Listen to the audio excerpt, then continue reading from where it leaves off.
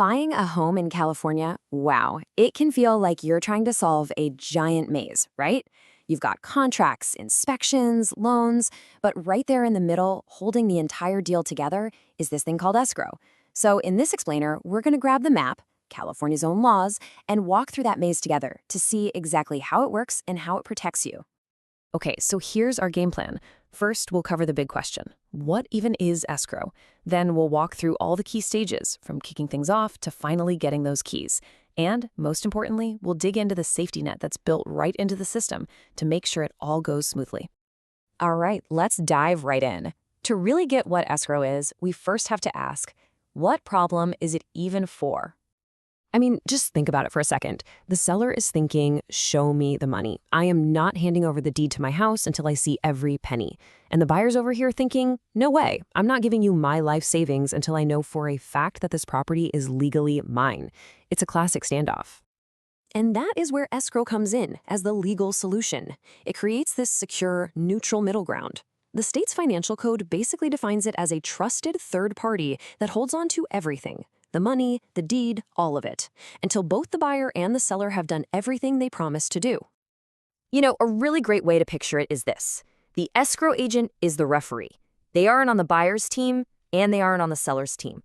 Their one and only job is to enforce the rule book that everyone agreed to at the start. That strict neutrality is the secret sauce that makes the whole thing fair.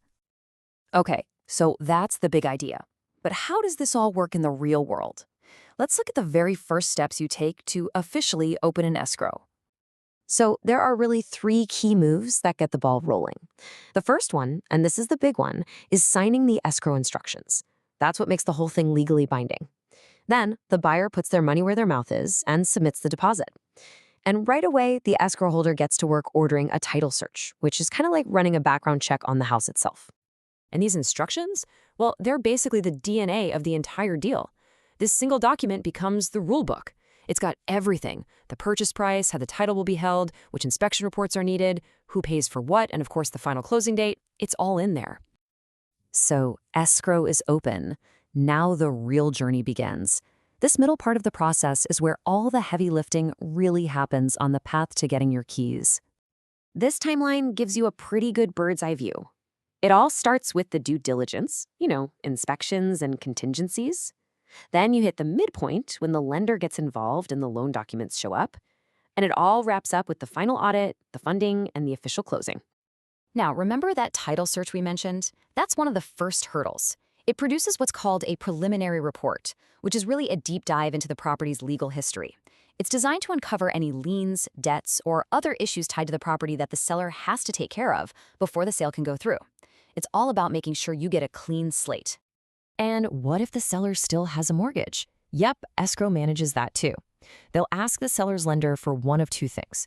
Usually it's a demand for payoff, which is just a formal way of asking, what's the exact dollar amount to wipe this loan clean? In some rare cases, if a buyer is assuming the seller's loan, they'll ask for a beneficiary statement. Either way, escrow coordinates the whole thing. And believe me, that escrow officer's desk becomes Grand Central Station for paperwork. They're the central hub for all kinds of things: pest reports, inspection approvals, the buyer's new loan documents, even the homeowner's insurance policy. Everything flows through them to make sure every single condition gets met. With all this money and all this sensitive paperwork flying around, you're probably wondering, what keeps this whole system honest? Well, let's talk about the safety net. At the very heart of this safety net are the core legal duties of an escrow agent. By law, they have to be completely neutral. They have to keep everything confidential. And maybe most importantly, they have zero wiggle room. They can't just improvise. They have to follow those written instructions to the letter. And that's the key question, right? Rules are great, but a system is only as good as its enforcement. So who exactly is watching the watchers?